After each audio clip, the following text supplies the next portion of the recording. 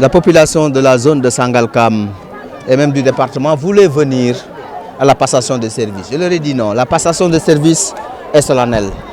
Nous devons faire cette passation uniquement avec le ministre entrant, le ministre sortant et ses équipes. Mais je leur avais promis que dès le lendemain, je viendrai ici à Sangalkam, en notre permanence, pour m'adresser à cette population. Je suis très satisfait de ce que j'ai vu, une forte mobilisation que vous avez vue vous-même, venant de la commune de Sangalkam et même au-delà, de Bambilor, de Tivaouane Peulh, Niague, de Jaxaay, de Rufisque.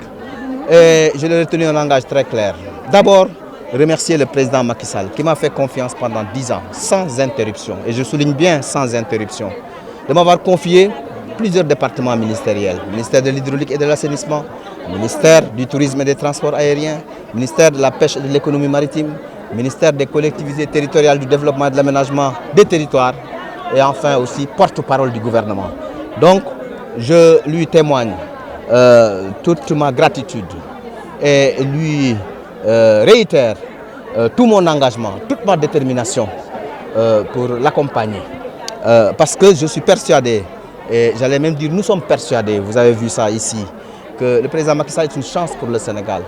Il a une vision très claire, le plan Sénégal émergent, avec ses 3 axes. Il faut le répéter. L'axe 1, la transformation structurelle de l'économie vers une croissance inclusive.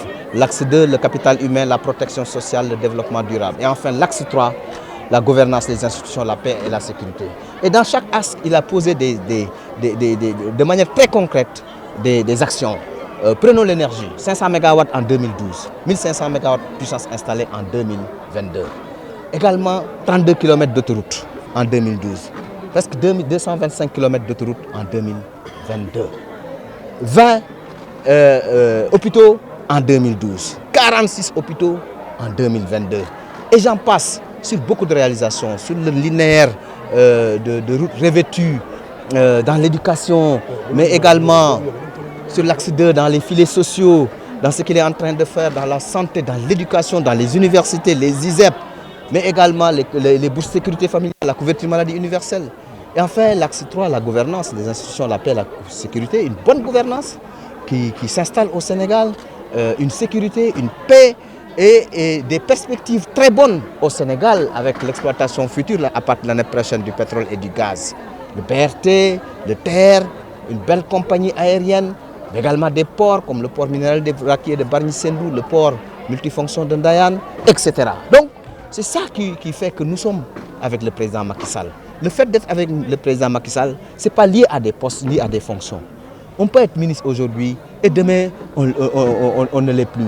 Mais l'engagement reste. Et c'est cet engagement que je voulais marquer de manière indélébile, de manière forte, devant les populations. Je suis dans l'APR. Je suis membre du secrétariat exécutif national. Le président Macky Sall m'a confié la coordination départementale de Rufisque. Nous allons continuer à travailler, à massifier le parti, à parler avec la jeunesse, avec les populations, en disant la vérité aux populations, en leur disant de ne pas écouter ce que l'opposition, le plus souvent une certaine opposition, est en train de dire, qui ne correspond pas à la réalité du terrain. D'ailleurs, c'est rare de voir l'opposition attaquer le programme du président. Parce qu'il est difficile, voire impossible, de mettre en place un programme différent du plan Sénégal émergent. C'est quasiment impossible. Alors pour cela, effectivement, nous sommes engagés et nous demandons à toutes les populations, toute la population sénégalaise, de s'engager aux côtés du président Macky Sall pour l'appuyer, pour l'aider. Parce que nous sommes sur une bonne direction, une rampe de lancement qui va nous amener vers l'émergence et surtout par rapport aux perspectives d'exploitation du pétrole et du gaz à partir de 2023.